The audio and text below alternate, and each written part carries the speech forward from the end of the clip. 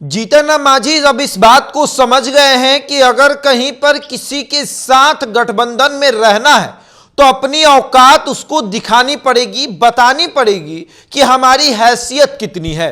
उसको ये बताना पड़ेगा कि हम अपने समाज के सबसे बड़े नेता हैं, हमारे पीछे कितना वोट प्रतिशत है, ये सब कुछ बताना पड़ेगा। जैसे चिराग पासवान समय समय पर बताते रहते हैं।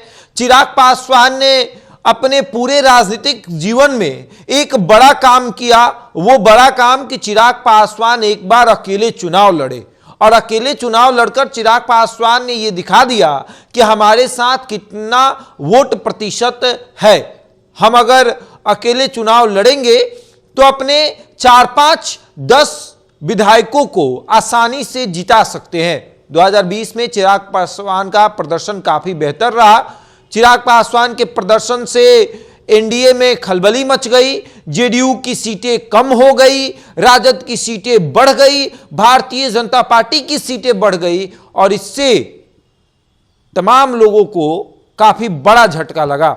जीतन मांझी इस बात को समझ गए और जीतन मांझी देर से ही लेकिन इस बात को समझे जरूर, क्योंकि आप देख रहे हैं किस तरीके से झारखंड और दिल्ली में जब सीटें नहीं मिली तब जीतन मांझी का दुख दर्द जो है वो झलक गया है।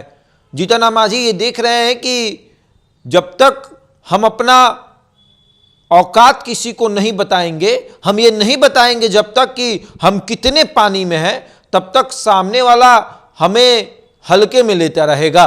देखिए जीतन मांझी लगातार ये प्रयास करते रहे कि झारखंड में वो चुनाव लड़े, हालांकि झारखंड में सीटें नहीं मिली। फिर उनका प्रयास रहा कि दिल्ली से चुनाव लड़े, दिल्ली में भी सीटें नहीं मिली।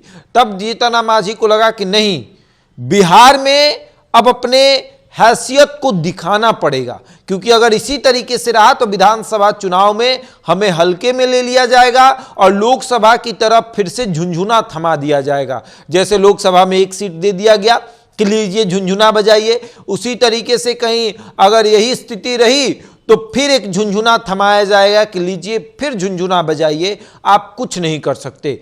जीतन मांझी पूरा प्रयास करेंगे इस बार कि चाहे कुछ भी हो जाए, ज्यादा से ज्यादा सीटें हमारे पाले में आनी चाहिए। सीटें पाले में कब आएंगी? जब सीटों का बंटवारा होगा, और सीटों का बंटवारा तब होगा अच्छे तरीके से जब आपकी हैसियत सामने वाले दल को पता रहे। अब जीतन मांझी का हैसियत क्या है यह भारतीय जनता पार्टी को बहुत अच्छे से पता है कि इनको 1 सीट दे या 4 सीट दे, इनका वही हैसियत है, इससे ज्यादा का हैसियत नहीं है। इनको बाकी राज्यों में हम चुनाव नहीं भी लड़ाएंगे तो ये मजबूरी बस हमारे साथ रहेंगे, क्योंकि इनके बेटे राज्य में मंत्री हैं और इनको केंद्र में मंत्री हमने बना रखा है, ये तो कुछ करेंगे नहीं। लेकिन जीतन मांझी को ये पता है कि जो सामने वाले गठबंधन है उसके पास स्पेस बहुत ज्यादा है, वहां अगर जाएंगे तो ज्यादा सीटें मिलेंगी। यहां पर मंत्री का झुंझुना हम पकड़ के बैठे रहेंगे, हम कहते रहेंगे कि हम मंत्री हैं, मंत्री हैं, मंत्री हैं, मतलब झुंझुना बजाते रहेंगे।